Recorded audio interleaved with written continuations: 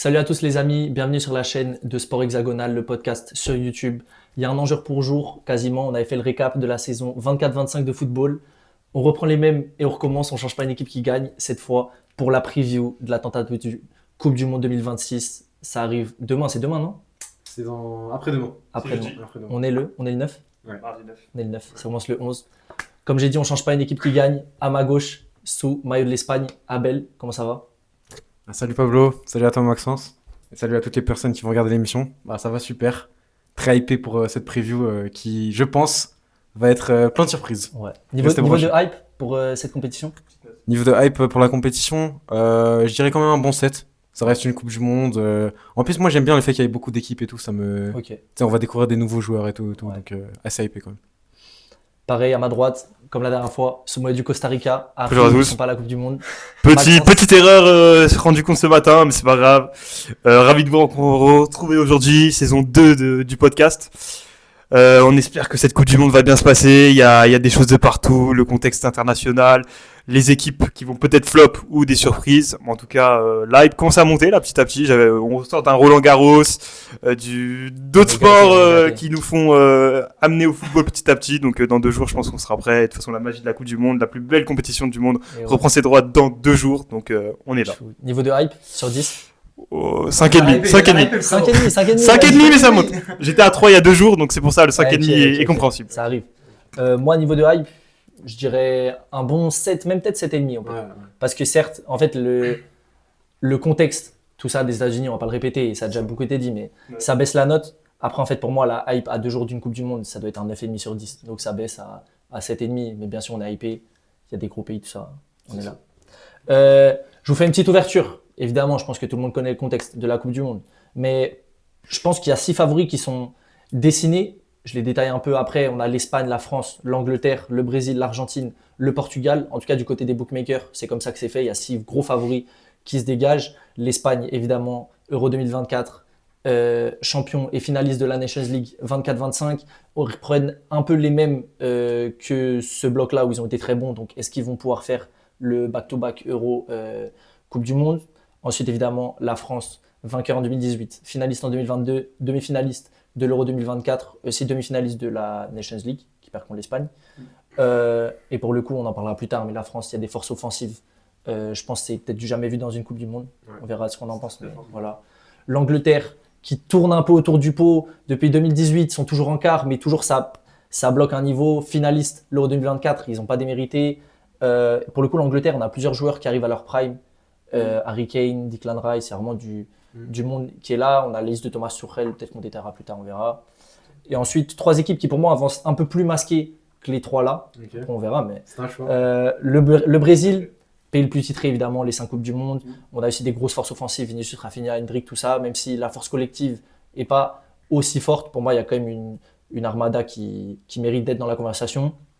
Après, évidemment, l'Argentine, dernière Coupe du Monde de Messi, vainqueur sortant, vainqueur de la Copa América 2021-2024.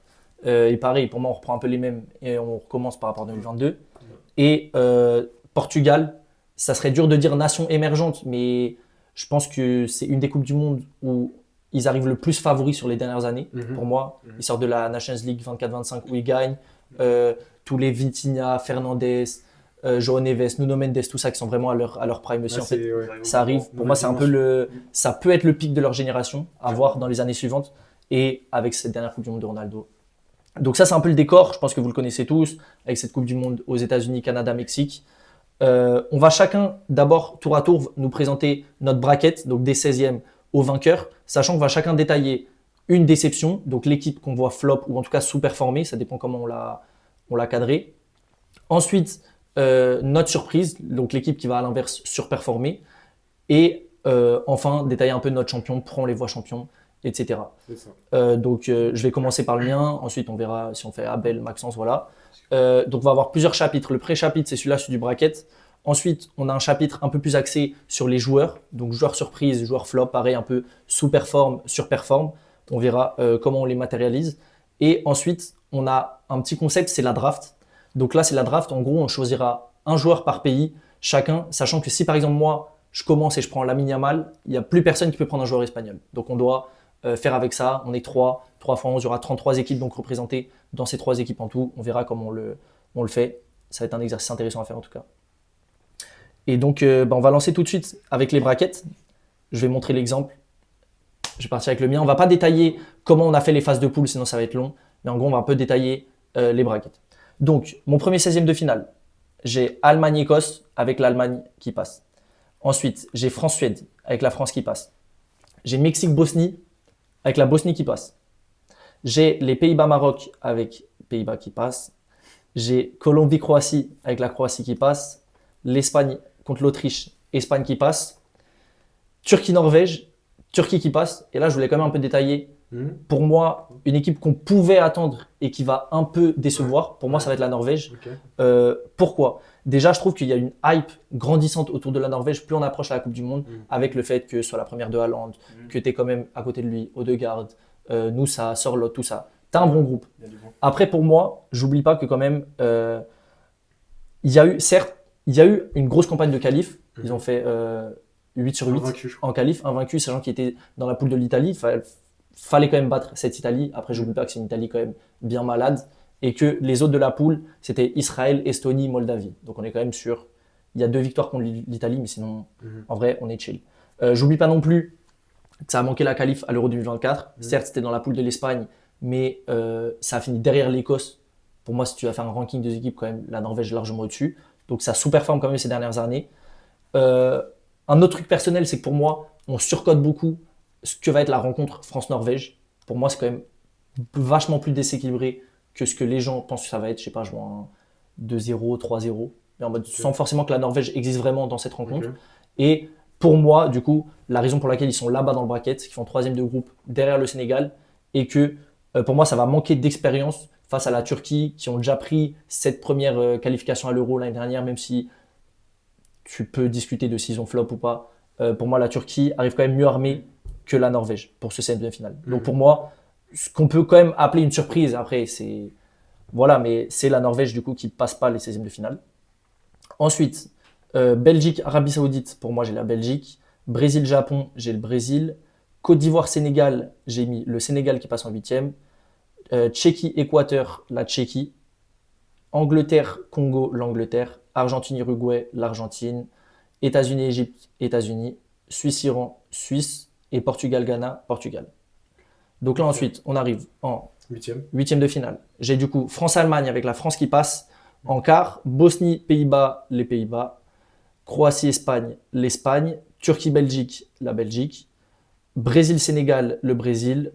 Tchéquie, Angleterre, Angleterre. Argentine, États-Unis, Argentine. Et Suisse, Portugal, Portugal. Ce que je vous disais, c'est vraiment du yaourt nature, c'est du classique. Franchement, si ma Coupe du Monde ressemble à ça, en vrai, je suis désolé pour vous, mais voilà.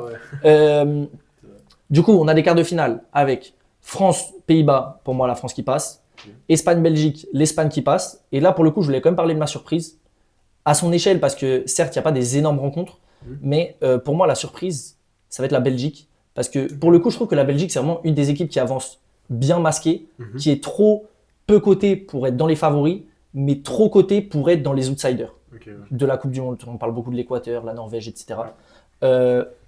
Pourquoi ? Parce que déjà, ils ont une poule super facile, on va pas se mentir. Égypte, Iran et… Arabie Saoudite. Non. D'accord. C'est la Coupe d'Espagne, ça. Égypte, Heureusement, j'ai les Nouvelle-Zélande. papiers. Nouvelle-Zélande, c'est juste. Pour moi, ça fait 9 sur 9 et ça passe tranquille. Après, j'avais détaillé, on a un 3e de groupe, puis potentiellement le vainqueur de Turquie-Norvège, comme je l'ai fait moi dans mon bracket. Pour moi, ça passe tranquille juste en quart.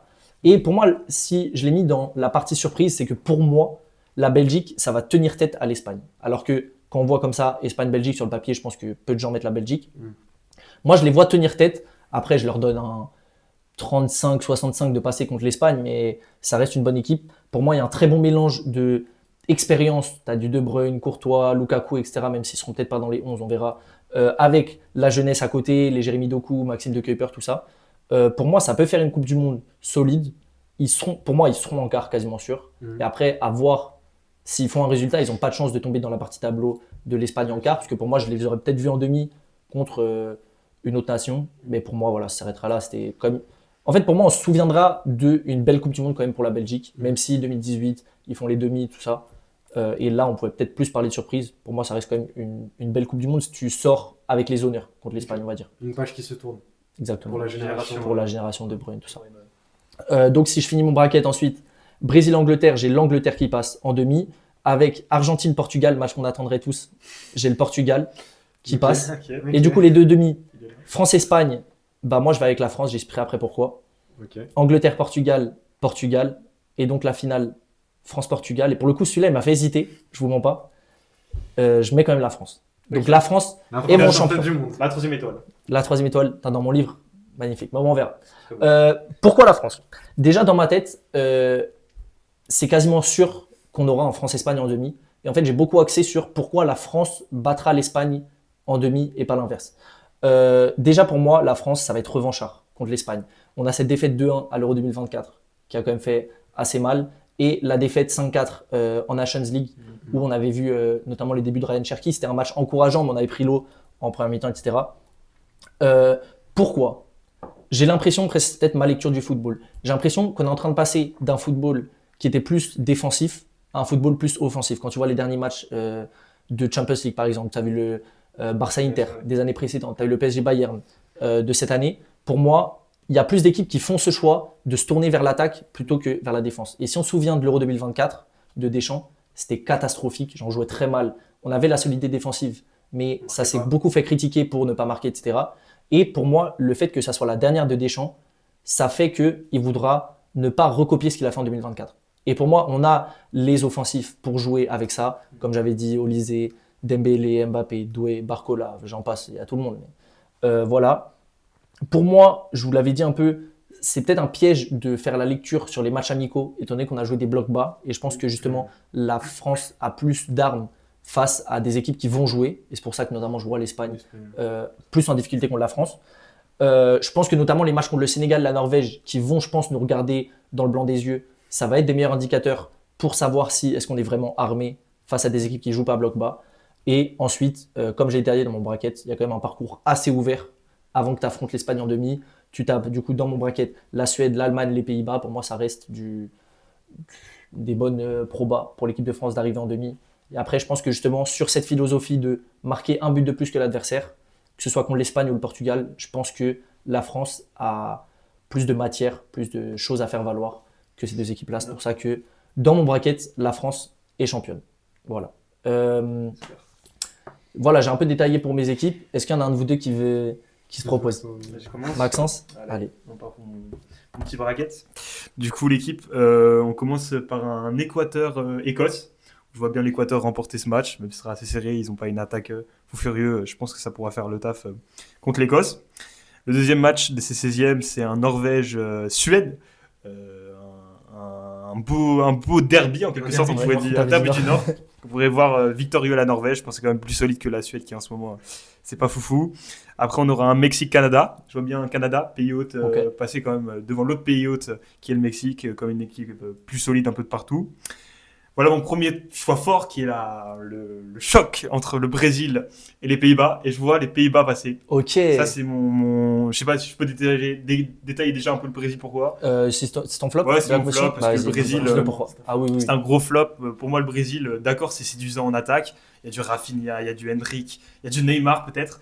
On ne sait pas combien de temps il pourra jouer, mais il est là et c'est sa présence qui compte. Mais pour moi, le reste, notamment la défense, j'ai quand même noté qu'en défense, même malgré qu'ils alignent quand même un Gabriel avec un Marquinhos qui est quand même assez solide. Sur le côté gauche, on a Wesley de l'AS Roma, qui est blessé. Donc c'est Alexandro. Danilo. Emerson, non? Ah, je crois que c'est Alexandro. Je sais plus. Je sais pas. Donc déjà assez faible. On verra. La réponse alimentaire. Ça va arriver bientôt, donc déjà assez faible. Et de l'autre côté, au côté droit, on a Douglas Costa du Zénith Saint-Pétersbourg. Du coup, quand même une défense assez légère. Ouais. Et en face, quand même, ils vont affronter les Pays-Bas, qui a quand même une génération assez dorée, qui vont retrouver Frenkie de Jong au milieu. En attaque, ils ont du Malen qui est assez en forme en ce moment. Ils ont une défense qui est quand même incroyable avec Van Dijk, Van de Ven. Ils ont Dumfries. Il y a Frimpong, enfin il y a quand même du monde et je vois pas ce Brésil là actuellement. Peut-être que la phase de groupe va me faire démentir, mais j'ai pas un Brésil qui va être assez costaud défensivement face à ces Pays-Bas, qui vont leur rentrer dedans, je pense, dès le début. Donc c'est mon choix fort quand même de cette pour cette première analyse de la Coupe du Monde. Après, j'ai un Colombie-Croatie. Je vois quand même la Croatie, via l'expérience, quand même passer devant la Colombie, même si la Colombie, il y a James Rodriguez qui fait son retour à la Coupe du Monde. Il y a Luis Diaz, mais je pense pas que ce sera assez solide. Après, on a l'Espagne-Algérie, qui sera assez attendu, je pense, notamment pour nos amis Fennec. Mais je pense quand même l'Espagne, facilement, va se l'emporter. Un petit Turquie-Bosnie. Pas très séduisant comme ça, mais la Turquie, Arda Güler, etc. L'effectif est quand même assez costaud pour passer devant. Et de l'autre côté, j'ai du Maroc-Japon. Donc je vois du Maroc-Japon, je vois le Maroc l'emporter assez facilement contre le Japon, même si le Japon il y a une bonne génération. Le Maroc arrive quand même avec des armes assez solides. Un France Côte d'Ivoire qu'on a eu il y a pas si longtemps que ça. Ouais. Mais je pense quand même la France va passer devant assez nettement malgré cette défaite 2-1. Il y a eu un tournus en deuxième mi-temps contre la Côte d'Ivoire qui expliquait peut-être le résultat. Après un République tchèque Allemagne, l'Allemagne sans conteste remportera ce match. Un Angleterre République du Congo, comme on en a parlé tout à l'heure, l'Angleterre qui passera. Un Argentine Uruguay, l'Argentine malgré derby, ça aussi, derby d'Amérique. Ça va être caliente. Caliente, ça va être carton rouge, je le sens bien. Deux poils. Faudra calmer. Mais voilà, l'Argentine devant. USA, Égypte, malgré Mo Salah, Marmouche, etc. Les USA, pays hôtes, ils arrivent à une belle génération, seront devant. Suisse-Autriche, la Suisse qui devrait passer. Derby encore. Et on arrive au niveau des quarts de finale. Ouais. Du coup, l'Équateur contre la Norvège, l'Équateur va passer, grosse défense. Il faudra marquer ce petit but au cours du match qui les feront aller en quart de finale. Autre huitième, Canada, Pays-Bas l'emportera assez facilement. Je pense que le Canada, à un moment, il faut que leur parcours s'arrête et il s'arrêtera sûrement contre le Pays-Bas. L'Espagne-Croatie, qu'on a vu assez souvent ces dernières années. En Espagne qui, normalement, sans trop forcer, devrait passer. La Croatie, la génération dorée est quand même passée. Avec quelques armes, ce sera compliqué. Belgique, Turquie. La Belgique, comme l'a dit Pablo, qui sera une bonne surprise, je pense, pour cette Coupe du Monde et ne devra pas avoir trop de difficultés contre la Turquie. Et là, un nouveau point fort, France-Angleterre. En 2022, le penalty de Kane, on s'en souvient. Cette fois, je pense que l'Angleterre ne va pas se louper. L'Angleterre va passer devant. J'en parlerai un peu plus en détail tout à l'heure, mais l'effectif est complet et devrait bousculer la France, à mon avis, notamment dans le jeu aérien. Donc la France est éliminée en huitième. En huitième de finale déjà. Après, on a un Argentine, États-Unis. L'Argentine devrait quand même passer. Les États-Unis, c'est quand même assez faible. Suisse-Portugal, là c'est mon équipe surprise qui est la Suisse qui devrait éliminer le Portugal de Cristiano Ronaldo. J'ai hésité, fallait quand même le mettre parce que la Suisse arrive quand même avec une génération qui pour moi commence à être assez aboutie, toutes les lignes finalement de l'équipe. On a une attaque qui sera forcément à surveiller avec le leader offensif qui est très jeune, qui arrive de Freiburg, qui vient de Genève, qui s'appelle Manzambi, qui je pense va porter cette équipe offensivement. Au milieu de terrain, on a un Xhaka, un Denis Zakaria, du Freuler, donc je pense une équipe finalement compacte et assez solide. Et en défense, on a une défense qui est finalement pas si classe internationale que ça, mais avec du Akanji, du Elvedi, Widmer, je pense que ce sera suffisant. Et dans toute grande équipe qui va assez loin en compétition, il faut un grand gardien aussi. Et je pense que Kobel est le bon gardien qui remplace finalement Sommer. Et après, sur le banc, je pense qu'on peut noter quelques joueurs qui seront des jeunes pépites à suivre, qui sont en train de monter dans cette équipe helvète, qui pourront peut-être s'installer dans le 11, qui sont Endoy de Nottingham Forest, qui en attaque sera assez percutant, du Aurel Amenda en défense centrale du côté de Francfort, ou un joueur que j'adore, que j'apprécie particulièrement après cette saison, c'est Ardon Chachari, ancien du club de Lucerne, qui joue aujourd'hui à l'AC Milan, qui sera vraiment à surveiller. Donc je pense que avec une équipe assez jeune, mais en même temps de l'expérience, ça pourra le faire contre le Portugal. Donc ça, c'est ma petite tech pour cette Coupe du Monde. Et là, on arrive du coup en demi-finale. Quart, je crois. En quart. Je vais un peu trop vite en besogne.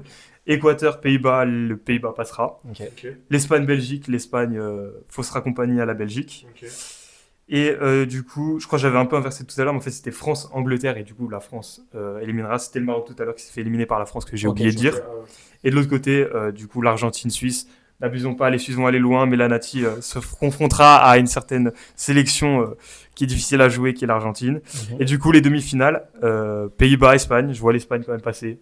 Le jeu va leur permettre de trouver les failles. Argentine-Espagne, Angleterre. L'Angleterre passera. Et c'est là que nous arrivons à ma finale qui est Angleterre-Espagne, qui est très séduisante d'ailleurs, Ouais. que j'aime beaucoup avec un Remake- côté physique, remake un de remake de l'Euro. Et ma tech est que finalement l'Angleterre sera la championne de cette, J'aurais pas imaginé. de cette Coupe du Monde. Ça, Comme c'est quoi, dingue. ça c'est dingue parce que l'Angleterre déjà ils arrivent dans un groupe qui est très faible. Ils ont la Croatie qui va peut-être les mettre un peu en jambes, mais sinon Ouais. ils ont le Panama, le Ghana, ça va rouler dessus, je pense. Pas des 5-0, mais des 2-3-0. Mhm. Mais ce qui est important, c'est aussi qu'ils arrivent avec un plein de confiance avec Thomas Tuchel, parce qu'ils ont fait une phase éliminatoire en sans faute. Ils ont fait 8 matchs, 8 victoires, 0 but encaissé et 22 buts marqués. Alors certes, c'est en face la Serbie, l'Albanie, Andorre, mais Serbie quand même c'est une bonne Ouais, équipe. service. Et quand même une défense qui a montré quand même de fortes qualités.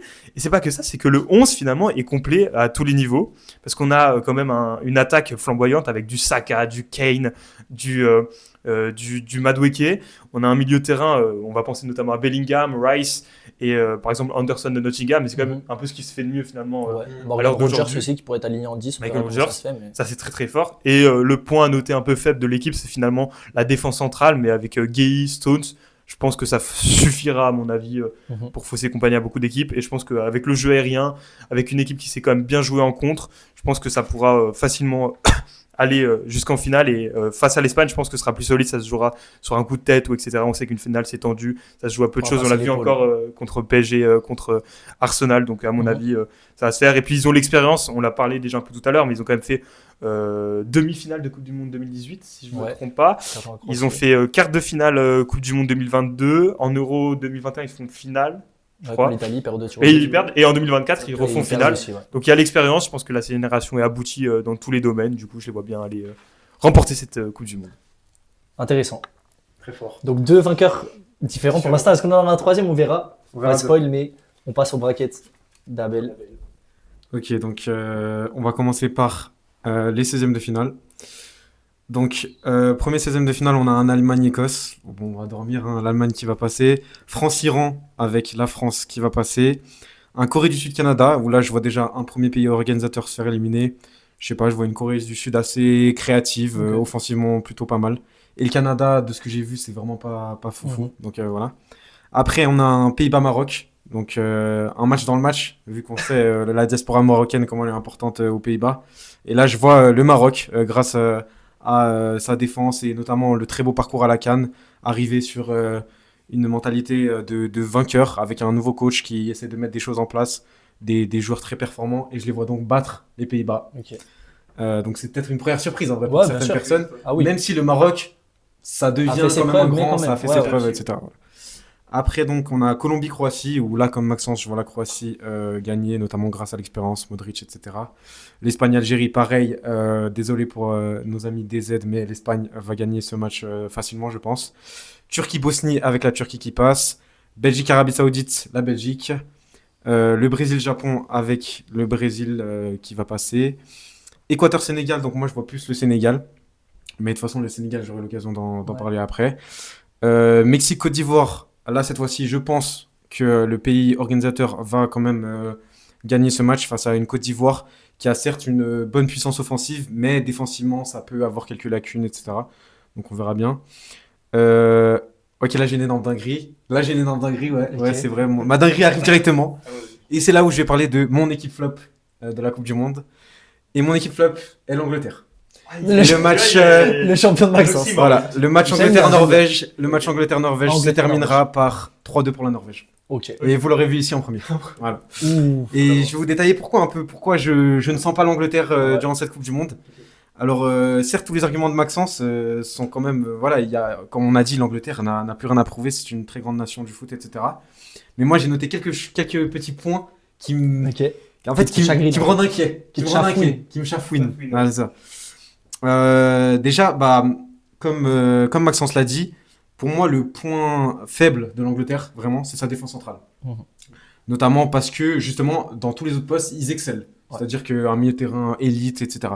Et pour moi, justement, c'est cette défense qui va faire que l'Angleterre va perdre cette confrontation face à la Norvège, parce qu'on sait très bien que la force de la Norvège, c'est son attaque. Mhm. Justement, avec, voilà, on a parlé de Haaland, il y a Noussa aussi, l'ailier de Leipzig, Charlotte, qui est Odegaard, ouais. qui est très performant, voilà.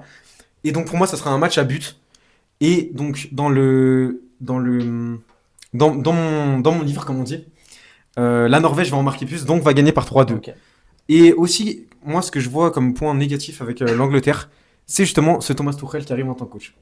Alors, certes, Thomas Tuchel, je dis pas que c'est un mauvais coach et tout, mais le fait d'avoir un nouveau coach pour entamer une compétition, on sait que Thomas Tuchel, il a fait quand même quelques matchs avec l'Angleterre, il n'est pas arrivé hier, mais c'est son premier vrai test, on va dire, avec l'Angleterre.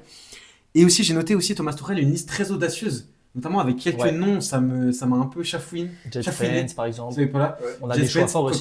Cole Palmer, je comprends pas trop. En fait, j'ai l'impression qu'on a un peu essayé de casser tout ce qui avait été créé en 2024. Cole Palmer, notamment, qui avait été souvent titulaire, qui a même avait été buteur lors de la finale, qui avait même été buteur dans la finale. Et donc, cette liste me fait un peu peur. J'ai aussi noté que l'Angleterre est une sélection qui souffre toujours d'une énorme pression médiatique. Et ça, pour moi, c'est quelque chose, c'est toujours un mal. Dans toutes les compétitions internationales, en gros, tu subis cette pression. Et notamment du fait que le dernier Euro, t'es allé en finale. Donc, je te dis pas déjà que t'as de la pression. Tu mets la barre haute en plus plus. de pression. Bien sûr. Voilà.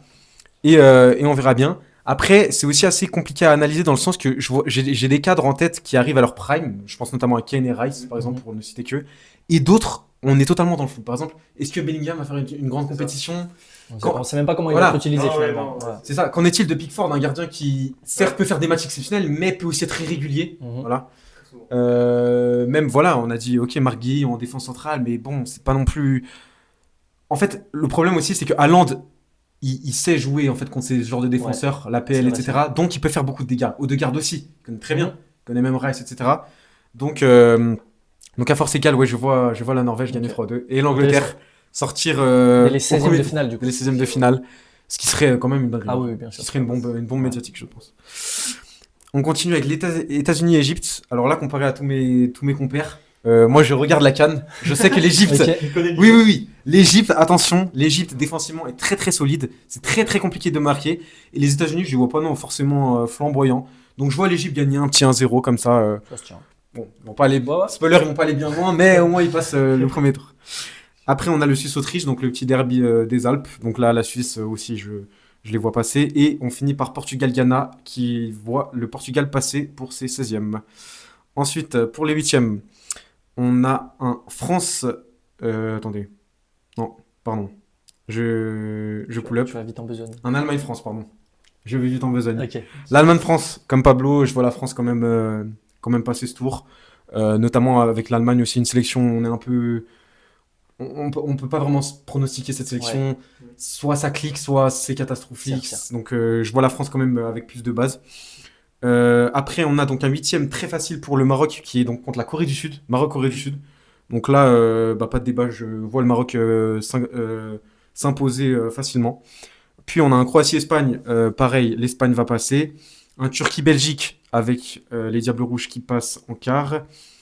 Une autre petite dinguerie. Mais de toute façon, je vais parler après, ça va être mon équipe surprise, mais vous allez voir qu'elle avance petit à petit. C'est le Brésil-Sénégal. Le Brésil-Sénégal qui va voir le Sénégal s'imposer face au Brésil. Là, c'est les Sao va être battu par les Lions de la Teranga. Je vois un match très fermé, assez défensif. On sait très bien que, pour ceux qui regardent souvent la CAN et tout, on sait que le Sénégal, défensivement, c'est très solide, c'est très physique. Et pour moi, ça va être un match qui va jouer sur des corners. Et le Sénégal va l'emporter, un petit 1-0, peut-être 2-1 en prolongation, soit quelque chose comme ça. Et comme Maxence, j'ai un mauvais feeling avec le Brésil. Je les mets comme l'Angleterre, une section où on est un peu... On sait pas trop, en fait. Je pense qu'ils auront leur plafond de verre sur cette Ils auront le plafond de verre. Et pareil, pour moi, en fait, quand tu vas aller loin dans la compétition, vraiment, la défense, c'est vraiment important. Et quand je vois la liste du Brésil et qu'il y a plein de joueurs que je ne connais pas, je m'inquiète. Donc, c'est vrai. Donc voilà. On continue donc... Ouais, bon, il y a eu pas mal de dingueries déjà. On continue avec un Mexique-Norvège. Donc là, pareil, Norvège, ça passe, hein, parce que après, donc ils vont tirer une bonne lancée après avoir battu l'Angleterre et ils vont battre le Mexique. Argentine-Égypte, bon là c'est la fin pour les pharaons, l'Argentine va passer. Et le Suisse-Portugal, moi, je suis un peu plus défaitiste. Je vois quand même le Portugal, notamment avec des joueurs à leur prime total, Vitinha, João Neves, Bruno Fernandes. Injouable. Ouais, le milieu, et aussi peut-être une envie de le faire pour Ronaldo. Donc même si les Suisses, pourquoi pas, mais défensivement, ça va souffrir, je pense. On arrive en quart avec un match très important pour la sélection marocaine qui va rencontrer une autre sélection où il y a beaucoup de Marocains dans ce pays, c'est le France-Maroc. Là, je vois la fin quand même des Lions de l'Atlas avec une victoire de la France Je dirais pas facilement, mais qui va quand même, je pense, gagner un petit 2-0, un truc comme ça. Mhm. Comme en 2022. J'allais dire. Comme en 2022, exactement. Après, on a en Espagne-Belgique. L'Espagne, toujours, ça va être, c'est du tout droit, je pense. Ça, d'ailleurs, on a même promono les trois, du coup. L'Espagne-Belgique, on a Ouais, les c'est trois et les trois, voilà. Et là, du coup, on a un quart un peu, j'ai envie de dire, original, vu mes surprises, mais du coup, qui va permettre au Sénégal d'aller en demi. C'est le Sénégal-Norvège. Parce que oui, du coup, la Norvège est en quart. Sénégal, un remake de la phase de poule en plus. Un remake de la phase de poule, exactement. Et je pense quand même que dans les matchs, là, parce que là, ce sera vraiment un enjeu. Déjà que la Norvège, je les ai fait passer 2 tours. C'est vrai. Ils n'ont pas d'expérience, faut le rappeler. Donc ça serait déjà un miracle. Là, je pense quand même que la logique va l'emporter et que le Sénégal va passer. Et de l'autre côté, donc le dernier quart, on a l'Argentine-Portugal, Messi contre CR7, où là, je vois l'Argentine quand même s'imposer face au Portugal. Voilà, après, je dirais pas facilement, ça va être un match fermé, mais quand même, je vois des individualités du côté de l'Argentine aussi qui peuvent rivaliser avec le Portugal et une mentalité en fait qui me fait flipper. Ouais, les Argentins, ils me font flipper. Ils me font flipper. Donc, on arrive à mes demi. Donc, le France-Espagne et mon autre demi qui est donc Sénégal-Argentine. Demi un peu original. Ok. Donc, France-Espagne, moi je vois l'Espagne passer face à la France. Bon, je vais pas forcément détailler plus que ça, mais disons que l'Espagne, je les vois quand même. Pour moi, c'est vraiment les favoris de cette Coupe du Monde. Ouais, je suis d'accord.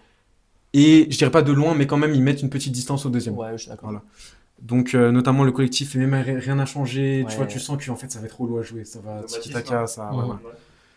Et donc, la deuxième demi, Sénégal-Argentine. Alors là, malheureusement, bon, tous mes Sénégalais, vous serez contents de votre parcours. Un C'est parcours vrai, c'est honorable. vrai, c'est vrai. Honorable. Comme le Maroc en C'est ça, 2022 finalement. c'est ça. Et C'est qui bien. montre en fait que l'Afrique va prendre de fur et à mesure en puissance. Mais là, l'Argentine va quand même s'imposer face au Sénégal. Et donc, on a une finale qui me hype de malade, qui est Espagne-Argentine du coup. Messi contre Yamal.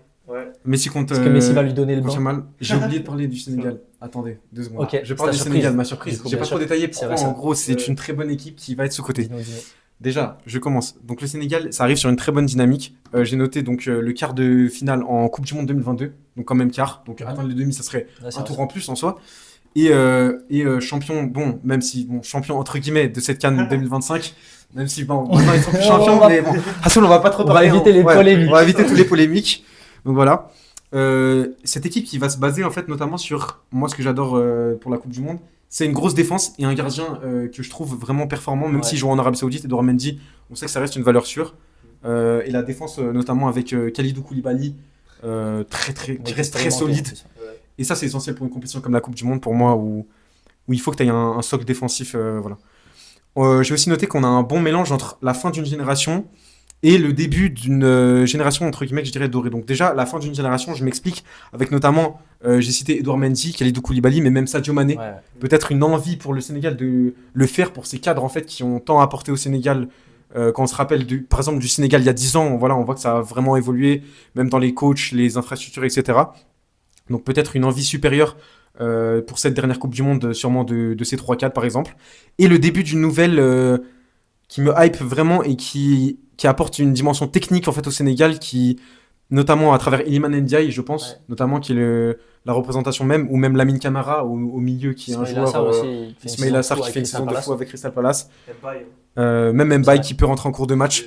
Donc on voit qu'on a un vivier qui arrive aussi à maturité, on va dire, avec des joueurs qui ont entre 23 et 25 ans. Mhm. Et qui, je trouve que le coach a trouvé un bon mix entre la jeunesse et l'ancienneté, ce qui va permettre en fait d'aller loin, notamment avec toujours les cadres qui vont te remettre en place. Même s'il y a une séance de tir au but, j'ai confiance en la mentalité d'un Sadio Mané, d'un Kalidou Koulibaly pour prendre leurs responsabilités. Et aussi, à travers mon tableau, on voit un parcours, mine de rien, à part le Brésil en quart, franchement, tu as un parcours plutôt simple. Donc, t'as la Norvège en... Non, pardon. T'as la Norvège en quart, t'as le Brésil en huitième, ça c'est un peu dur. Mais sinon, t'as la Norvège en quart. Et t'as en 16e, si je dis pas de bêtises... Attendez, je retrouve ça. T'as l'Équateur, c'est pas non plus simple, mais ça va encore comparé à d'autres adversaires. Ouais. Et surtout, ce que j'aime bien avec eux, c'est qu'ils ont un bon groupe pour se mettre en jambe, je trouve. C'est-à-dire qu'en gros, tu peux...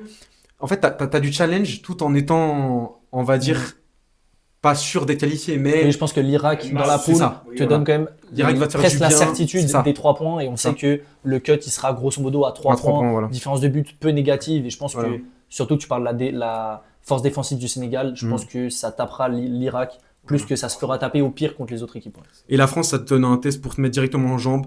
La Norvège, pareil, si tu les affrontes en phase de poule et qu'après tu les re-rencontres, j'ai confiance pour la tactique, etc. Tu t'adaptes. Et tu sais que de toute façon, la Norvège, l'énorme carence, c'est la défense. Donc voilà, tu joues sur ses faiblesses. Donc voilà pourquoi le Sénégal, je les vois aller jusqu'en demi-finale. Bravo à mes frères Sénégal.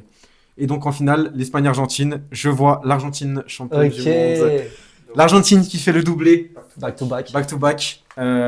J'ai beaucoup d'incertitudes sur cette finale parce que pour moi ça peut aller dans les deux sens. Bien sûr. Mais pourquoi je vois l'Argentine au-dessus de l'Espagne? En fait, ça se base vraiment sur un pilier assez important, c'est l'expérience en fait. L'expérience que je lie à la mentalité, mais en gros, l'Argentine, j'ai noté que l'Argentine est une équipe qui sait gagner des finales. Donc quand elle est en finale, elle la gagne souvent. On a la Copa 2021, Copa 2024, c'est gagné, les 2 sur 2. La Coupe du Monde 2022, c'est gagné. Donc déjà, en 5 ans, tu as gagné 3 finales. Ouais, dans l'histoire récente en tout cas. Dans l'histoire Parce qu'on récente. sait qu'il y avait les défaites en Copa contre le Chili, etc. Mais ça commence à remonter. En fait, il y a un switch maintenant depuis l'arrivée de Scaloni. On voit une équipe qui base son jeu vraiment. C'est pas non plus forcément je pense un fan de foot préférait voir une autre équipe que l'Argentine gagner parce qu'on sait que l'Argentine c'est surtout l'agressivité, la solidité défensive, etc.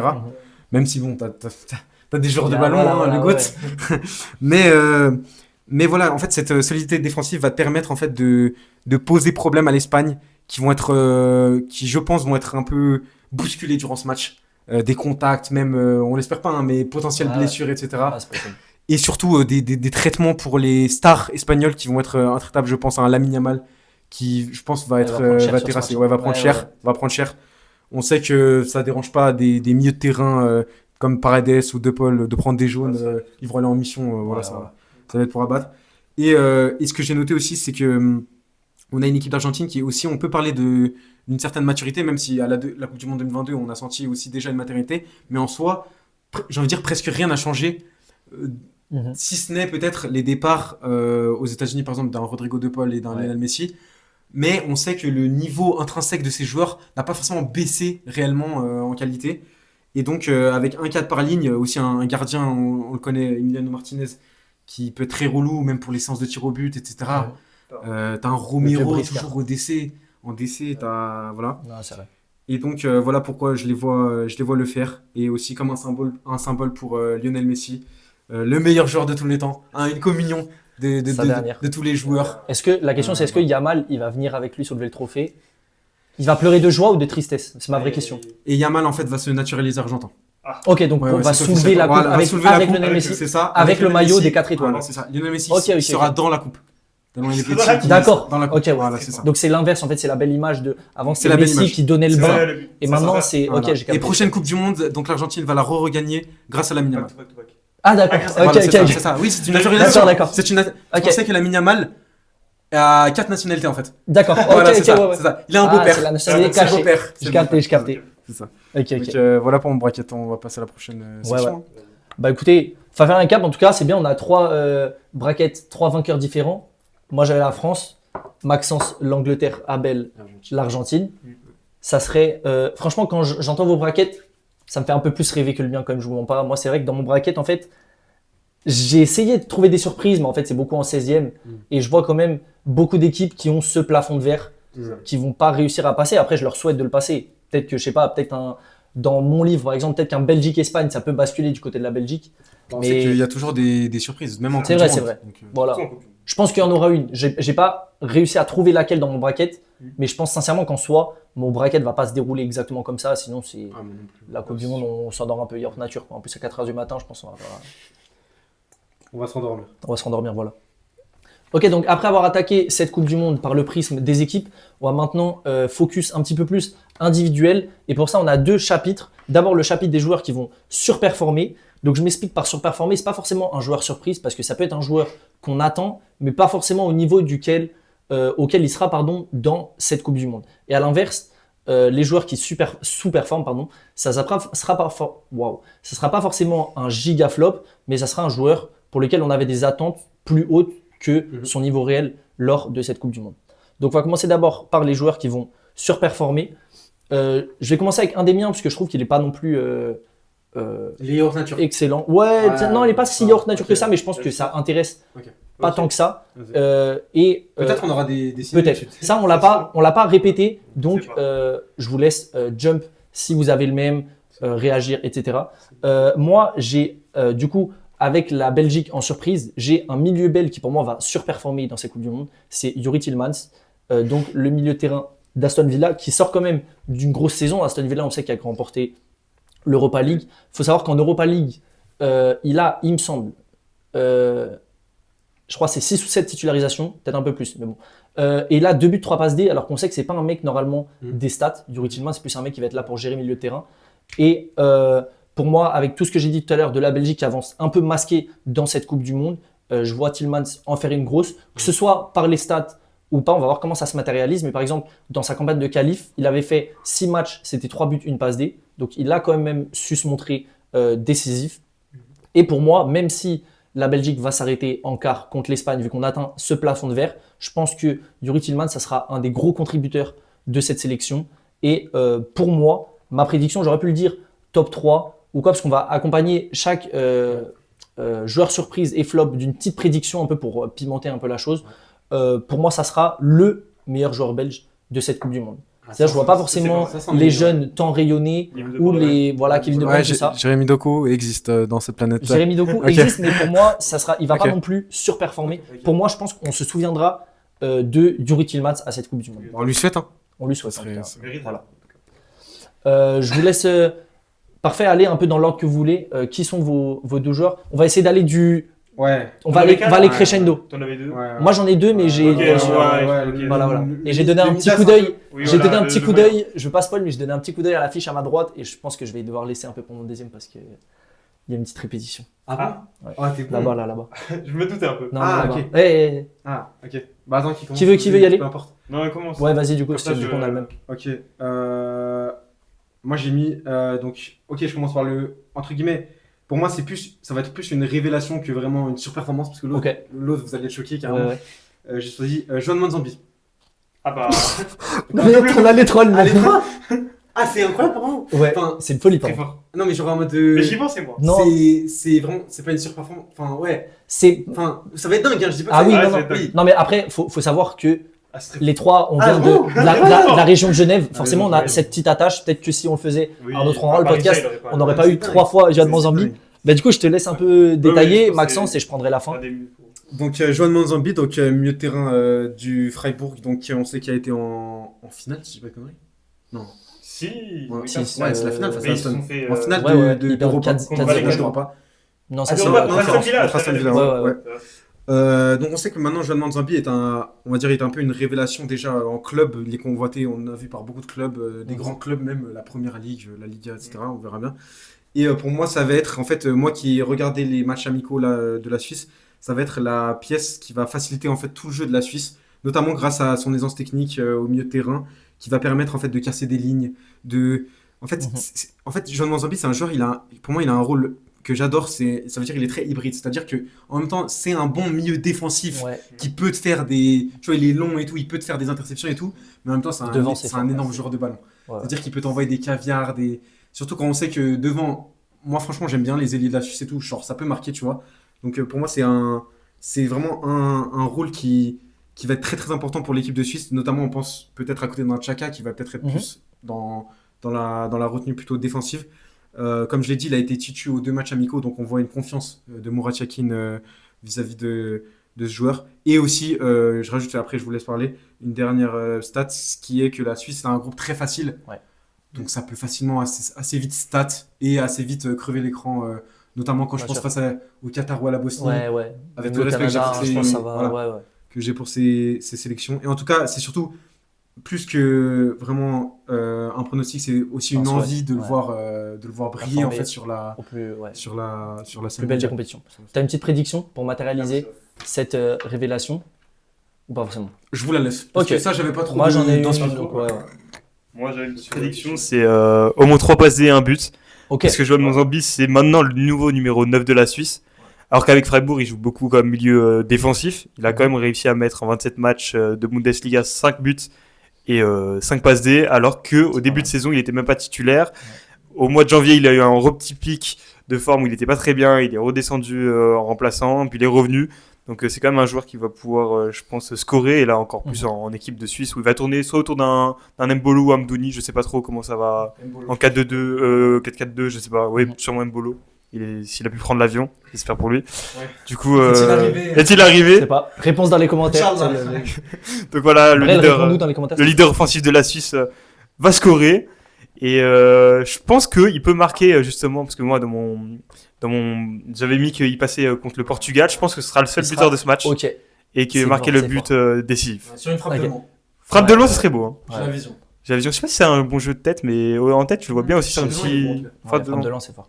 Moi, juste un peu ajouté, tu as un peu déjà dit les stats, mais il était vraiment sur la saison de la révélation avec Freiburg. J'ai noté toute compétition confondue, c'est quand même 7 buts, 9 passes D. Et on sait, comme tu l'as dit, que peut-être si même à la fin de saison, pour moi, il avait un rôle plus offensif. On l'a vu parfois jouer en numéro 10 à Freiburg, mais ça reste quand même de formation, un milieu de terrain. Donc, c'est des stats assez folles quand même pour un milieu de terrain. Voilà, comme tu l'as dit, avec la suite, peut-être un rôle plus offensif. Moi, j'avais à peu près la même prédiction que toi, parce que j'avais mis 4 buts plus passe D. Mais je vais y aller, en fait, je vais mettre 5 carrément parce que ça m'étonnerait pas que contre le Qatar, T'en fais le Canada, il en fasse 2 et qu'il sorte des poules avec déjà 3-4 GA. Et mon autre prédiction, parce que j'avais une prédiction en 2 parties, c'est qu'il part pour 60 millions cet été. Parce que son prix pour l'instant, il est autour des 40-50. Et pour moi, le fait de se dévoiler sur la scène internationale à ce niveau-là, dans la plus grande des compétitions, même si moi, dans mon bracket, il y a ce plafond de verre contre le Portugal, je pense que le fait de montrer voilà, que même avec la pression et tout, tu es là, pour moi, il y a un gros club qui claque 60 millions. Je ne saurais pas dire qui, je sais qu'il y a Moi, je le vois bien en PSG. PL. En Où ça ouais. En bout de Je sais pas, mais en PL. Ok. Parce que tu vois, 60 millions, ça peut surpayer. C'est vrai, etc. c'est vrai. Un petit club, pas un mastodonte. Ouais. PSG, ça peut être On avait bloqué un vu- peu on avait pour lui, je sais vu- pas. Ça va être compliqué. C'est vrai. On a vu Dan Ndoye pour Nottingham, à peu près 40, la même somme, je crois, ouais. un peu moins, ouais. Mais à Nottingham, quand même, assez surpayé aussi. Il a Mozambique plus jeune, il me semble. En Liga, peut-être Plus de sympathique gamin. aussi. Ouais, Niveau mais technique, je sais pas. mais À je sais pas. Villarreal, je vois bien à Villarreal. Vraiment Non. Ok. Enfin, si Au en Barça. Liga, oui. Tu vois, au Barça, moi, je. Bah, allez, vous avez pas l'argent. Ouais. Voilà, bah, pour moi, voilà. Donc moi j'ai déjà mes 2 joueurs révélation, c'est Yuri Tillmans et Yohan Mozambique. Je vous laisse détailler vos 2 autres. Qui pense qu'il a la plus grosse surprise? Abel. Abel, t'avais Ouais, l'air c'est une d'avoir grosse surprise, quand un même. beau nom. Bah, en fait, moi, j'ai un gros joueur, mais je dis des dingueries sur lui. Vas-y. C'est ça que je dis en gros. Allez, bah vas-y, tu peux y Vas-y. aller. Donc pour moi, une autre personne qui va surperformer, c'est un joueur mondialement connu. Hein, en fait, vous allez être choqué quand je vais dire surperformer parce que vous allez dire le mec déjà surperforme. Ok. C'est Bruno Fernandes. Ok. Voilà. Non, c'est pas mal. Et Bruno Fernandes, je vais commencer par la stat pour directement claquer. Bruno Fernandes, le petit prono là, va être le joueur le plus décisif de toute la Coupe du Monde. Ok. Voilà, comme ça c'est dit. Ok, Ça, c'est ouais, dit. ouais. Ça c'est de la surperformance. Voilà, ça, donc voilà. En s'arrêtant En s'arrêtant en quart. en quart face à Il y l'Argentine, avait je crois. Oula. Face à l'Argentine. Attends, je regarde. Il n'y a pas une petite contradiction en qui se quart, cache. en Non, quart, non. en Pour quart. toi c'est bon. Ouais, c'est bon. Tu vas tête baissée. Ouais. Ok. Pourquoi Donc 2 matchs Ouais. de moins que les autres. Ouais, mais- 2 matchs de moins. Ok. Mais en fait, tout Et- simplement, du jamais vu Ok. dans tous les matchs. Déjà, comme l'a dit, en poule, une Ouais. poule faible, Ouais. très faible. Donc pour moi, par exemple, si vraiment on doit décrypter, en but passe D, déjà le Ghana, ça en prend 2. Le Panama, ça en prend 2. C'est pas la bonne poule, beau gosse, faut te permettre. Ok. Colombie, C'est Colombie, Ouzbékistan, Ouzbékistan. Congo. Ouais, Mais c'est pas grave, tu peux la Ok, bah faire. pareil. Les Congolais, boum, bac à goal. Ça, Ok. ça prend 2 goals assists. Ok. Il en prend 2 goals assists. Ouzbékistan, pareil, il est déjà à 4. Il en prend un face à la Colombie. Ok. Ça Donc fait il déjà sort 5. des poules avec 5. C'est fort, c'est fort. Attends, on va continuer. Ça fait 5. Après, le Portugal en 16ème, je les vois contre qui? Contre le Ghana. Donc contre Ah, le Ghana, oui, ça ouais. en reprend 2. Ok. Ça fait 7. La Suisse, ça en prend 1. Ça fait 8. 8 Ok. goals assists. Et l'Argentine-Portugal, certes, le Portugal va la perdre. Mais Bruno Fernandes va être décisif au moins une fois. Et donc Il arrive à 9. 9. Qui va le chercher? 9, c'est dur. C'est ça que je demande. D'accord. Qui va le chercher? Donc Messi en 2 matchs de plus, il fait pas 9 buts. Et Messi en 2 matchs de plus, non, il fait pas 9. Ok. Et pourquoi je dis Bruno C'est osé. Fernandes, si je dois vraiment un peu décrypter, pour moi Bruno Fernandes est le joueur qui est vraiment dans la forme de sa vie, notamment avec le fameux record de Première Ligue d'assists qui a été battu avec 21 assists la saison. Je sais pas si Ça on reste se rend assez compte, c'est fou. quand Ouais, même une dinguerie. ouais. Dans une équipe de United où franchement, ouais, tu mets une passe, tu pries pour que ça rentre quoi. Enfin, genre je veux dire, Ouais. certes mais c'est pas non plus Erling Haaland en attaque, tu vois. C'est Dans le c'est- nombre d'actions qu'ils ont croquées en plus, C'est il y ça, a des c'est ça. compiles des presque passes D, on va dire, de c'est ça. Bruno Fernandes. C'est une dinguerie qu'il soit à 21 déjà. C'est ça, et donc là, je vois un joueur qui aura les clés offensives de la sélection, vraiment. Qu'on se le dise, Ouais. l'ancien CR7, bon, c'est l'ancien, Là, maintenant, c'est Bruno Fernandes qui va être positionné à son poste préférentiel et surtout qui va avoir des attaquants qui vont pouvoir lui claquer des buts. Je vois bien, par exemple, une connexion Fernandes contre Salo Ramos Ok. qui va peut-être bien marcher, genre Ouais. deux passes D, etc. Même l'ancien, il va nous mettre une petite Sa une petite petite tête là, sur, du bout des cheveux comme ça.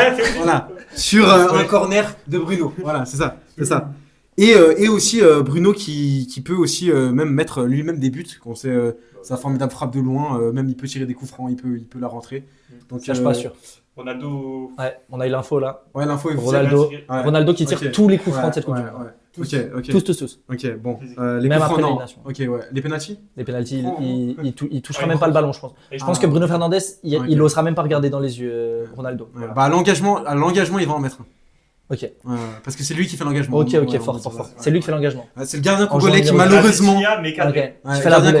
congolais, Timothée Fayulu de Ah Sion, oui. Fayulu qui s'avance en fait jusqu'à la ligne médiane D'accord. et ça lobe. Ah oui, parce Ça qu'il lobe. pensait que c'était engagement pour eux. en C'est fait. ça. Ok. Même pas qui tente la tête pour sauver, mais qui glisse. Aïe. Voilà, c'est ça. Ok. Donc voilà pourquoi Bruno Fernandes va être le joueur le Le plus plus décisif de cette Coupe de du Monde. cette C'est Coupe du intéressant. Monde. C'est intéressant. Même si le GOAT est un sérieux concurrent. Mais bon, Bien on sûr. verra bien. Il va chipoter, mais moi je suis parti sur une révélation toujours, qui s'appelle Rio Ngumoa, qui est le joueur de Liverpool. Ça c'est très très simple à expliquer, déjà par le parcours, mais en fait ce qui est ma tech ici, c'est que Rio ne va pas partir titulaire au début dans la phase de groupe. Ok. Il y a du Gordon, il y a du Rashford, il y a du Madueke sur son côté, après on sait que ça peut changer de gauche à droite. Ah. Mais je pense que phase de groupe, il va être titulaire parce que finalement, on l'a bien vu avec Liverpool sur ses entrées tonitruantes. Il a une qualité athlétique incroyable. Il est bon sur les appuis, il est rapide. On l'a vu notamment contre le match contre le PSG, où ça a été le seul finalement qui a essayé un peu de déstabiliser l'équipe du Paris Saint-Germain et qui a un peu réussi sur le côté droit face à Hakimi. Et je le vois bien justement prendre de vitesse tous ces Gordon, Rashford, etc. Du coup, je le vois pas forcément marquer de but. C'est pas le joueur sur lequel je vais me dire voilà, il va donner ce but qui va faire la victoire. Mais je pense qu'il va donner de bons centres, de bonnes passes à Harry Kane, Ok. qui va justement Harry Kane sûrement un des meilleurs buteurs en tout cas de la Coupe du Monde, Ouais. et sera aidé notamment par Rio qui va lui faire de bonnes passes D. Et je pense notamment à ses stats en première ligue où finalement il entre peu de fois, il marque peu de fois, il passe peu de fois. Mais par tout cela, finalement, les peu de minutes qu'il a gratté, finalement, il devient titulaire de plus en plus à Liverpool. Et ça m'étonnerait pas que à la fin de cette Coupe du Monde, ils prennent un plus 30 millions de valeur marchande. Là, il est déjà à 30 millions, il sera autour de 60 millions. Mhm. Et un joueur de Possible. seulement 17 ans, ce serait L'avenir. déjà Ouais. extraordinaire pour l'avenir. Ok. Voilà, petit résumé de nos surprises. Du coup, on avait un en commun. Donc, on a ce Yohan Manzambi. Manzambi, ouais. Moi, j'avais Yuri Tillmans. Tu nous as cité en plus Bruno Fernandes et Rio Ngumoa. Donc, on va suivre la Coupe du Monde comme vous tous. On verra qui avait raison de nos joueurs C'est ça. qui vont surperformer en tout cas. Voilà, donc après avoir détaillé nos joueurs qui vont surperformer, on va être un peu plus en mode chasseur, en mode requin, Bac à goal. bac à goal, les deux fusées comme ça. Qui sont les joueurs qui vont sous-performer? Encore une fois, je pense que je vais lead le truc. Je vais lâcher mon premier, après on verra sur qui vous allez vous, parce que c'est pas non plus un énorme coup, même si je trouve que c'est quand même, fallait le dire, pour moi, un des joueurs qui va le plus sous-performer, c'est Victor Gyökeres. Pourquoi? Parce que ça reste quand même un mec, un peu à l'image de Erling Haaland, on l'attend, c'est sa première Coupe du Monde, le mec, c'est quand même quelqu'un, il est champion d'Angleterre maintenant, finaliste de la Ligue des Champions.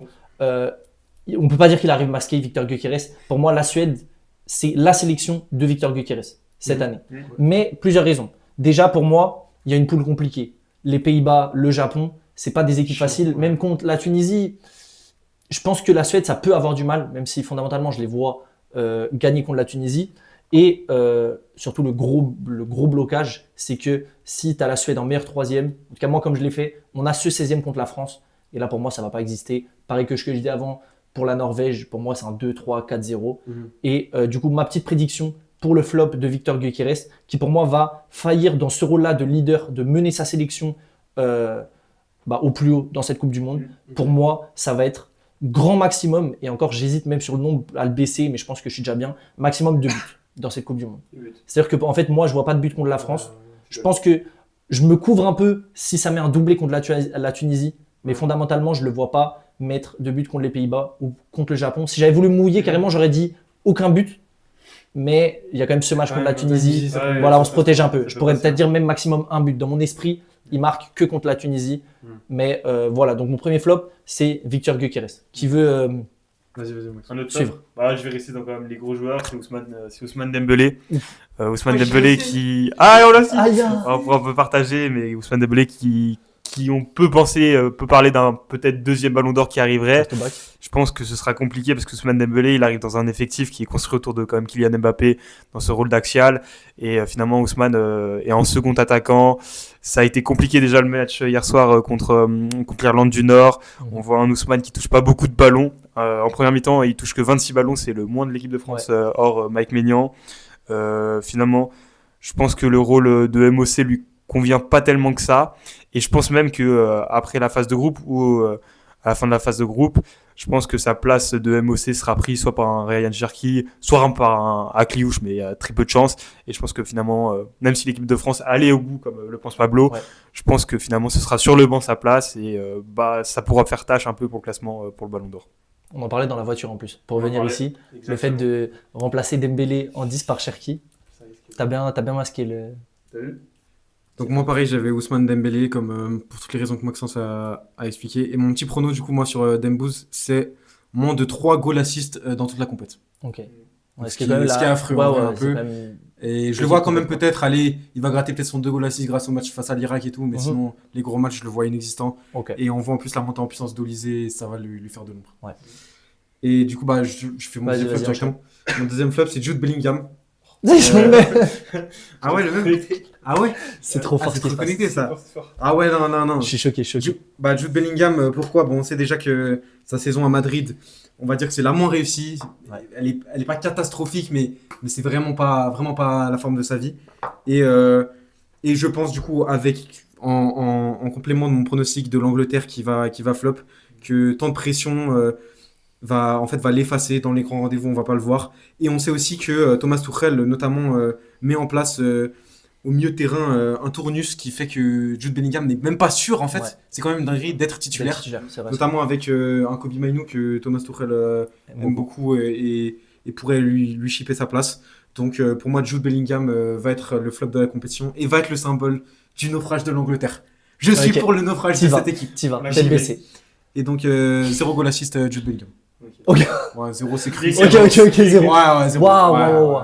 Ok, donc le Panama ça gratte pas. Non, Panama ça gratte pas. Panama ça gratte pas, pourquoi ? Parce que c'est leur 3e match et que ça sera Kobbie Mainoo peut-être. Ok, intéressant. Et t'avais quelque chose à rajouter du coup sur Jude Bellingham ? Non, pas tellement. Je pense qu'il finira sur le banc finalement. Ok. Je pense que voilà, ça peut être pourquoi pas un super sub, ce qui pourrait peut-être sauver la Coupe du Monde, surtout que je les vois aller loin. Mais je pense à un Kobbie Mainoo, je sais pas, Tracy joue en 10, Bellingham, mais un Eze, je sais pas, qui pourra sûrement lui.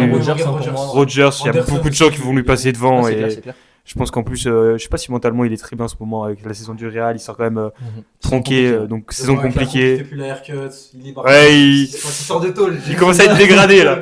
Ça commence à être dégradé, donc j'espère que ça, il nous fera mentir, mais malheureusement, on espère.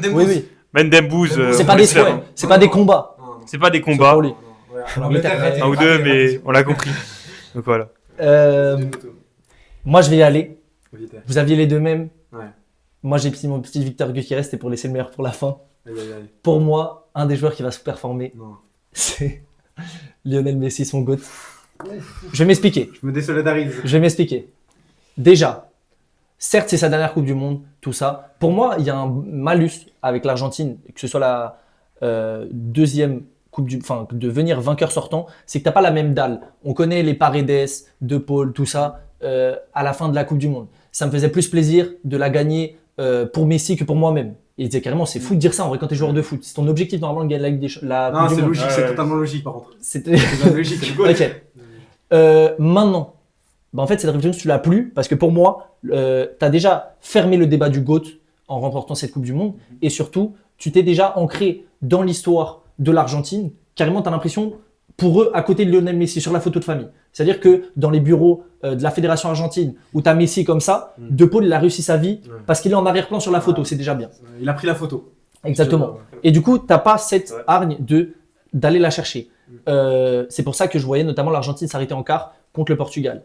Un autre truc, c'est que pour moi, tu as quand même un parcours pas simple en phase finale. Certes, tu as cette poule qui n'est pas dégueu avec l'Autriche, l'Algérie et la Jordanie. Mais si tu passes ça, pour moi, tu avais l'Uruguay en 16e, les États-Unis qui seront quand même à domicile en 8e, le Portugal en quart, et quand bien même tu passes le Portugal en quart, tu as l'Angleterre en demi. Donc pour moi, c'est un parcours assez compliqué, et on sait que Messi quand même si tu disais pour toi qu'il n'avait pas perdu son niveau, etc., il joue quand même à l'Inter Miami, il fait ses stats, mais il faut guetter la gueule des équipes contre qui il fait ses stats, avec tout le respect. Hein. Ouais, mais C'est s'il un a avis. perdu en qualité intrinsèque. Je sais pas s'il a perdu, mais je pense que Il court toujours pas, mais bon. ça- Oui, il court ça- toujours pas, mais change peut-être que il jouera contre des équipes contre qui Le rythme, ça peut-être. pèsera plus, C'est ça. pour moi en tout cas. Et ma take, j'ai hésité à aller sur les goal assists et tout, mais je me suis dit qu'il va quand même tirer les pénaltys, tirer les coups francs. Il ira sur les goal assists. Pour moi, ma take, c'est qu'il y a une petite possibilité d'abord que Nico Paz commence des matchs importants à la place de Lionel Messi. Alors ça, c'est... Je sais pas. Par exemple, un petit C'est une tech. Argentine-USA en 8e, bah pourquoi pas mettre Nico Paz titulaire, En huitième. par exemple. Dans l'optique de, je sais pas, faire reposer peut-être Messi pendant la Coupe du Monde. Ok, ouais, ouais. Ou dans l'optique de Nico Paz a fait des bons matchs, faut le récompenser. Et ma vraie prédiction, c'est que pour moi, Nico Paz aura plus de goal assist que Messi sur cette compétition. Ah ouais, là, t'es. En sortant du banc putain. au début de la compétition et dans mon Après. esprit en étant titulaire après, Ok. Ah ouais. pour Ah, moi, ouais. ça peut être. Alors la compétition de Nico Paz, abusons pas, Oui. mais en fait, je vois en combinant une sous-performance de Messi et une surperformance de Nico Paz, Nico Paz être plus décisif que Lionel Messi sur cette Coupe du Ça, Monde. c'est- Ouais, j'y suis allé, j'ai tiré comme ça là en mode. Il a tiré, ouais. Ouais, ouais, j'ai tiré. Désolé pour tous les fans de Messi. Nico Paz ne joue pas 10 minutes de. Pour moi, je suis d'accord. C'est pas mon GOAT, mais pour moi, Lionel Messi est le GOAT. Le débat, il est fermé. Mais il peut pas performer tout le temps. Il a gagné 2 Copa América dans les 5 dernières années, la Coupe du Monde. Pour moi, ça sera pas la compétition de l'Argentine et pas la compétition de Lionel Messi. Oui, oui, si. Comment on dit. Et ça, je le souhaite, par contre, de tout mon cœur. Ah non, mon frère. Vraiment, vraiment pas.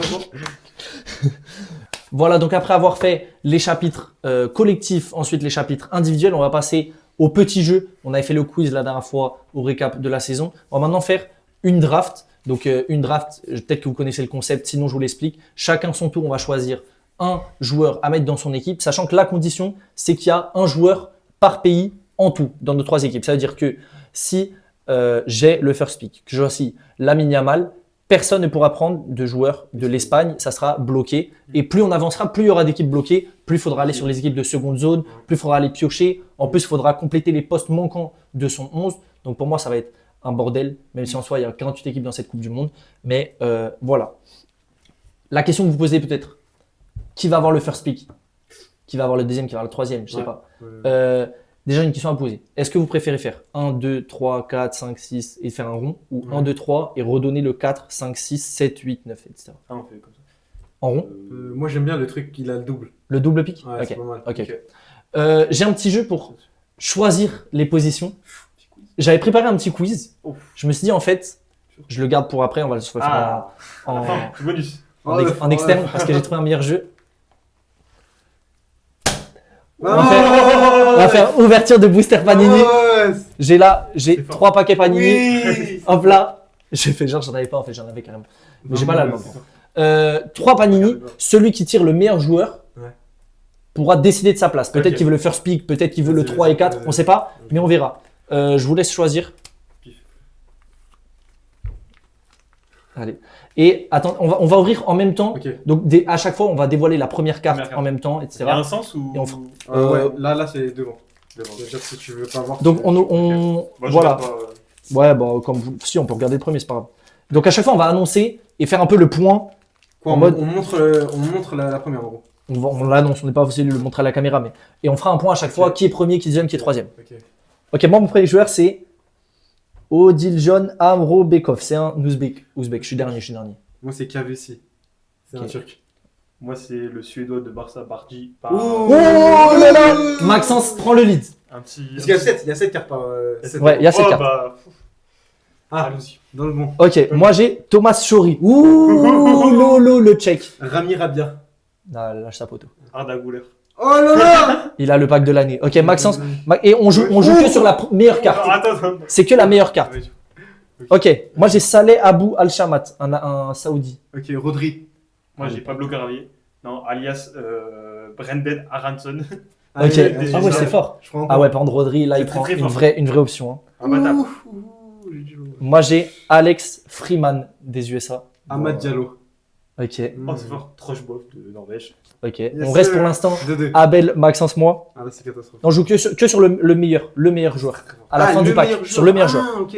Ok, moi j'ai Kamal Miller, canadien. J'ai vraiment un pack de Sébastien clochards. Caceres, uruguayen. Amine Gouiri, Algérie. Ok, on reste toujours sur Rodri. Oh. Moi, le mien, il n'est même pas à la Coupe du Monde, je crois. J'ai Alvaro Morata. Il n'est pas à la Coupe du Monde, non? Ah ouais, je crois pas. Baturina, croate. Jonathan Tah, Allemagne. Ok. Moi, je crois que La nation. je viens peut-être de prendre le deuxième, mais je suis pas sûr. Ah ouais? Je demande la VAR. Moi, j'ai Dani Olmo. Non, Arda Güler, c'est plus fort en vrai. Ah, J'ai abusé du non. C'est une pépite, Arda, mais. Vas-y, vous avez qui? Moi j'ai Godos. Ok. Ah, ok, j'ai un peu eu. Et des Pays-Bas, ok. Arda Güler ou Daniel Olmo. Bon, déjà, c'est assez clair. Je pense que Abel vainqueur, pourra choisir sa porte-le position mal. grâce à Rodri. Ah oui, Bravo. tous les jours. Yes, sir. Bah, je te laisse choisir carrément en fait. C'est Qui? quoi Bah, entre voilà, Ah non, faut pas me dire ça. Arda Faut Güler prendre et Dani Olmo. Le Barcelonais. Ah non, mais c'est- Moi, Attends, ok, c'est vas-y, Olmo, on va dire, c'est Olmo. on va dire, parce qu'on est dans une émission Coupe du Monde, qui va performer, Daniel Olmo. C'est Ah le ouais meilleur, ouais, je pense. ok. Donc, Abel, c'est toi qui as fait la meilleure version de pack. Où est-ce que tu vas être placé en 1, 2, 3, sachant que le 3 prend le 4, le 2 prend le 5, le 1 prend le 6, puis le 7, etc. Je demande la place numéro 3, s'il te plaît. D'accord, donc le double pick en 3, 4. C'est ça. Intéressant. C'est ça. Moi, je vais me mettre en 2. Oh, tout Et le je monde vais avait des laisser- contre-pics. ouais, et je vais En laisser- gros, t'as Je perdu l'ai fait toute le la first partie. pick. Je vais laisser le first pick à Maxence. Ouais, C'est-à-dire que ouais. tu auras le premier choix. Je sais pas si Le c'est premier une choix. bonne idée Ouais. de me mettre Ouais, en je 2. sais pas ce que j'ai Mais fait moi non plus. mais- en fait, moi dans ma tête, le first pick, c'est un peu c'est ça. une boule de feu comme ça. Moi, je la laisse à Maxence. Je peux Je pas la laisse à toucher. Maxence. Ok. Je pense que tu as peut-être fait une erreur de te mettre en 3. On verra. Ah, frérot, j'ai 3 4. Bon. Faut commencer par les postes, on commence où on veut ou- En fait, tu remplis ton équipe Ouais. au fur et à mesure, Comme comme je- tu veux, Ok. mais c'est toi qui es libre Choisis le de. pays en premier. Ouais, exactement. Ça, Sachant que, on répète, Mhm. le pays du joueur qui va choisir est bloqué pour le reste de la draft. ça reste là-bas. Ok. Bah, je crois qu'on peut commencer. Hein. Vas-y. Je vais commencer par un petit Edouard Mendy au cash. Comme ça, le Sénégal. Ok. J'ai commencé à le dire, hein. Pourquoi Il fait par numéro. Il fait numéro 1, le gardien. Après, les défenseurs. Mais tu aurais Moi, pu j'ai bloquer. j'ai ma stratégie. Mais... Il a sa strat. Ok. J'ai ma stratégie. J'ai pas la vision. T'inquiète. Ok, bah attends, bah je suis. vois du coup, trop, frère. bah, du coup, je suis. Attends, il y a quelqu'un qui note je- les pays qu'on peut plus là Moi, Bah, moi, je l'enlève de ma je- liste. Ok. T'as enlevé quoi, Sénégal? Ok, donc il a pris son gardien first pick. Je veux des réactions dans les commentaires, s'il vous plaît, du first pick, Edouard Mendy. Moi, je vais y aller. En vrai, Ah, putain, c'est nice. c'est dur parce qu'en fait, je pensais m'enlever ce poids des épaules Ouais, mais du coup, en prenant le 2 et en fait, j'ai toujours ce poids sur les épaules. Mais je pense que je vais quand même y aller pour bloquer. Non, si. Je vais y aller et pour moi, je vais prendre. C'est trop dur. Ouais, c'est dur. Je vais prendre Kylian Mbappé Ok, classique. en buteur. Comme ça, je bloque la France aussi et je m'assure d'avoir un bon buteur. Classique.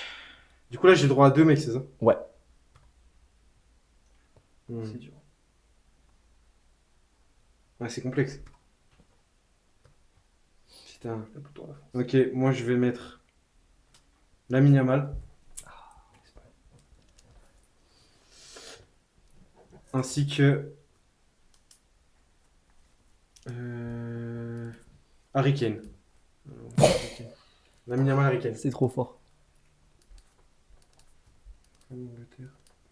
Donc, ah oui, c'est à moi du coup. Parce qu'on a 1, 2, 3, 4. Ouais, c'est à toi. J'ai le 5e. Donc, excuse-moi, pardon, j'avais pas pris note. On a enlevé Lamine Yamal, donc l'espagnol. On a enlevé l'anglais en la personne de Harry Kane. Et moi, je vais aller sur.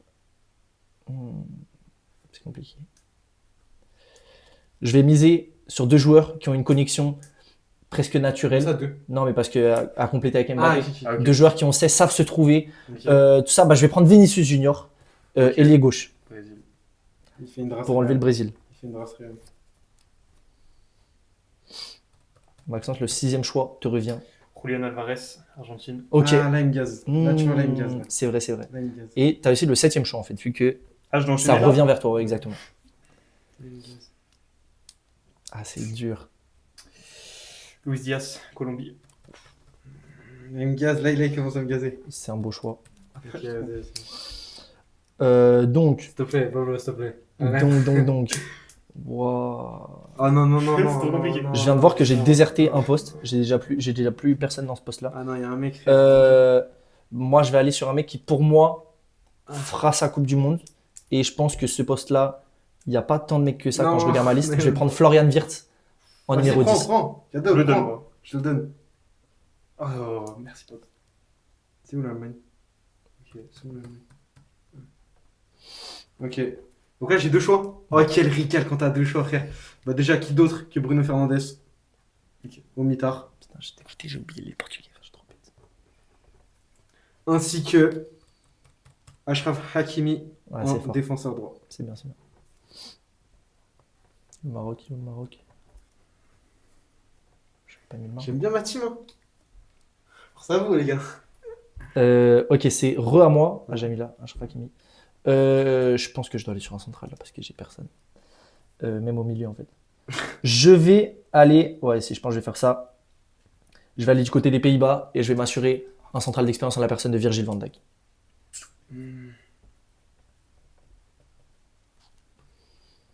Ah non, là, il fait match. Là. Ok.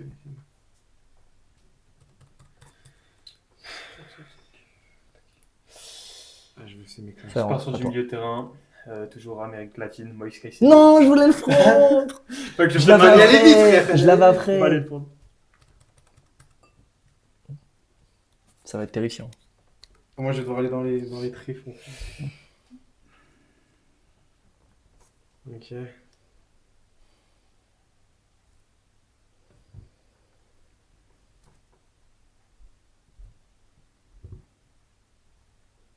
Une fois ton deuxième choix, Maxence.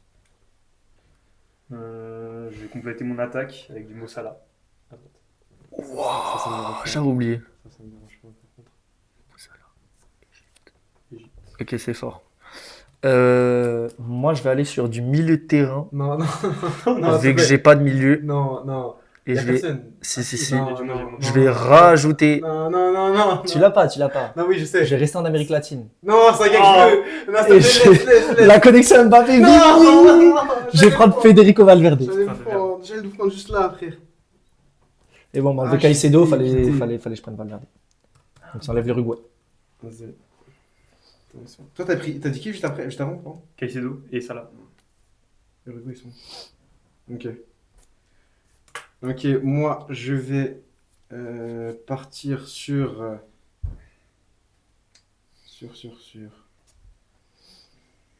Qui est meilleur?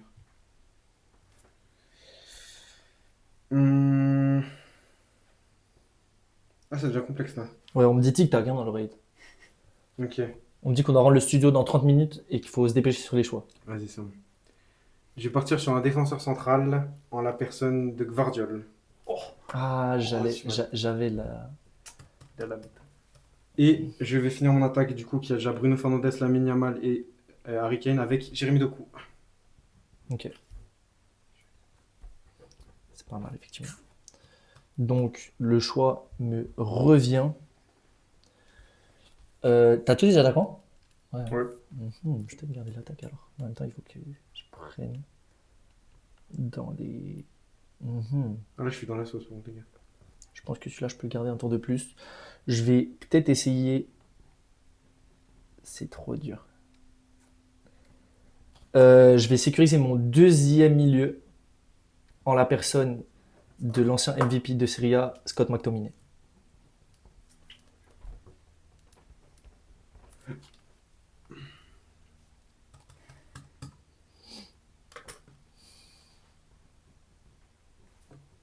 Ça devient chaud, les gars. Ok. Je vais prendre un DC Kimi Jae. Ok.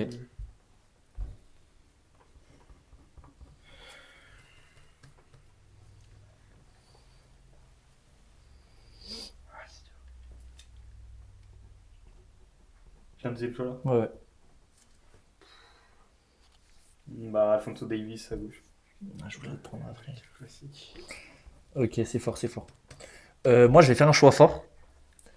Je vais remettre Mbappé en ailier droit parce que j'ai besoin de faire la place pour un buteur. D'ailleurs, ça me surprend. qui soit là, mais en fait, tout le monde a son attaque déjà. Et je vais aller tout simplement sur Erling Haaland.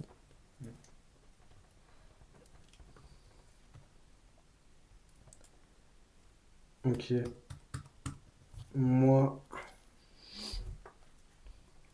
je vais prendre un défenseur gauche en la personne de Ryan Aït-Nouri. Ah, je l'avais.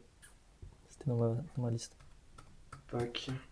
Et ainsi que mon milieu central avec Manzambi. Fort.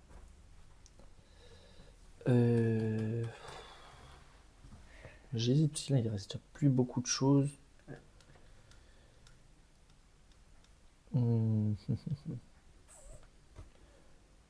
Je pense que je vais sécuriser un défenseur droit qui est assez bon cette saison. Je vais prendre Konrad Laimer. Ah, il est bien, lui. Il est bien.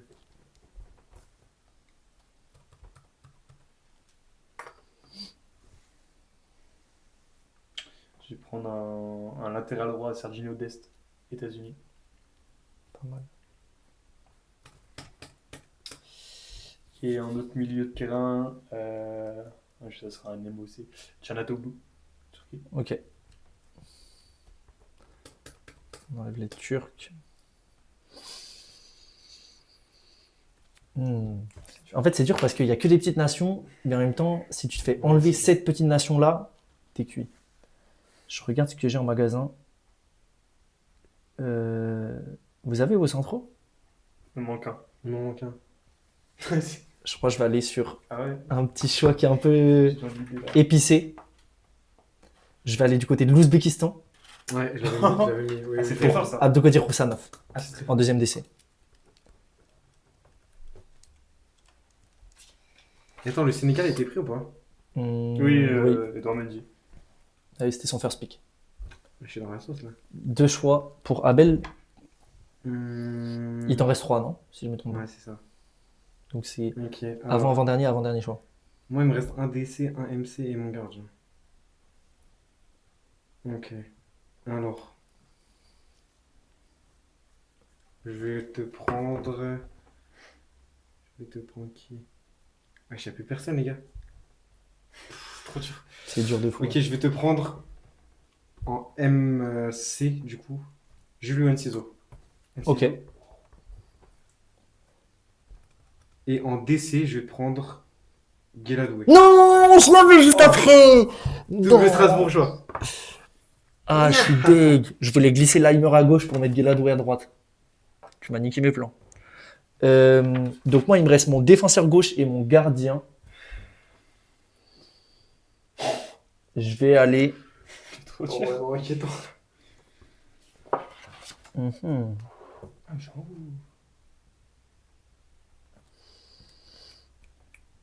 Je fais des choix de con en fait.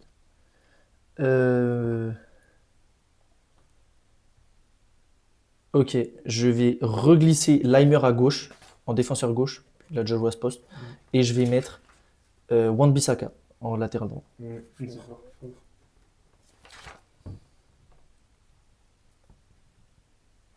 Et donc Maxence, normalement, tu as complété ton équipe là avec tes Ouais, deux là, derniers pics. Donc là, j'allais dire, t'as le choix, mais Carte pas blanche, tant que ça, en mais- fait. Hein.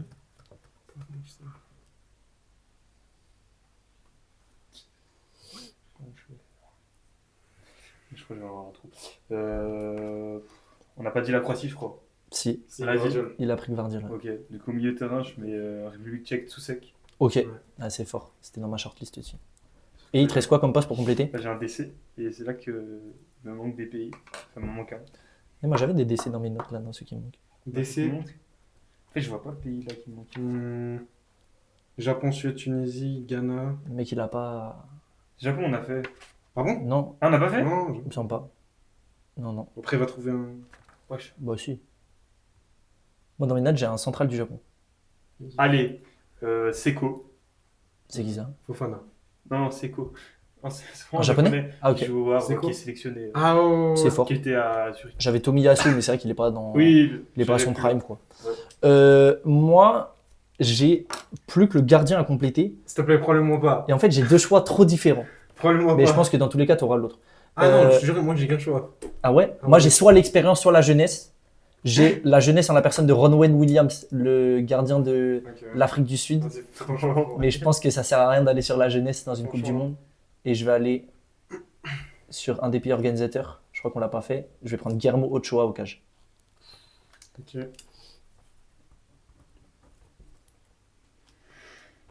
Et moi, du coup, bah, je vais prendre Ronwen Williams en gardien. Fort. Ok. Donc on a toutes nos équipes complètes. On va faire un petit récap. On commence par Maxence qui avait le first pick. Fais-nous ta compo. Donc on a tous fait un 4-3-3 il me semble, offensif, c'est juste. 4 offensifs. Moi, c'est un 4-2-3-1. Ok, Ok. ouais, c'est un peu la même chose. C'était un 10. C'est différent. Du coup, j'ai pris au cage Edouard Mendy, à gauche Davis, central Kim et Seko, et à droite Serginho Dest. Milieu de terrain assez solide, Chana, Caicedo, Soucek en MDC. Mhm. Et l'attaque avec sur les côtés Salah et de l'autre côté Luis Diaz et devant Julian Alvarez. C'est solide. Ça prend des buts pour cette équipe pour moi. Ouais, par contre, la défense, je me suis rendu compte qu'elle était pas très. Moi, j'ai mon équipe. Donc, au cage, Memo Ochoa. En défense, Laimer à gauche, Van Dijk Roussanov en centraux, Wan-Bissaka à droite. Au milieu, McTominay, Valverde, Wirtz en 10. Et Vini à gauche, Mbappé à droite et Haaland devant. Pas mal. J'aime bien mon équipe. Pas mal. Je m'en sors bien. Ok, du coup, moi, j'ai Ronwen Williams en gardien. Défense à 4 avec Ryan Aït-Nouri, Gvardiol, Gueladoué et Hakimi. Milieu de terrain, Manzambi, Enciso. Et l'attaque, c'est Doku, Bruno Fernandes, Lamine Yamal, Harry Kane. C'est très fort aussi Sympa quand même. aussi, fort. Voilà, on a fait nos équipes. On s'est un peu perdu nous-mêmes, mais Ouais. on vous mettra tous des photos de nos équipes quand on les aura constituées, etc. On vous laisse évidemment voter dans les commentaires qui a construit la meilleure équipe. Comme ça, là, on dirait qui. Si vous deviez choisir entre les deux autres, sans vous dire vous, Moi, je dirais toi. Ton attaque, elle est très forte. moi je dirais Abel, je pense. Sans choisir moi. Ouais. En fait, Abel, il y a juste son milieu qui me dérange un peu. Ouais, Enciso, c'est léger. Quand même. Tout le respect. Chez les blessés, il va même pas. J'ai la meilleure défense. C'est bon ou pas? C'est possible, ouais. Ça, c'est Ouais. c'est vraiment. Gueladoué. La connexion Gueladoué et Enciso, j'aime bien. Non, je pense que c'est des équipes assez homogènes Ouais. qu'on a construites. Ouais. Après, c'est dur quand même. Je sais Ouais, pas c'est si dur. vous avez. Après, là, je pouvais plus dire. Ouais.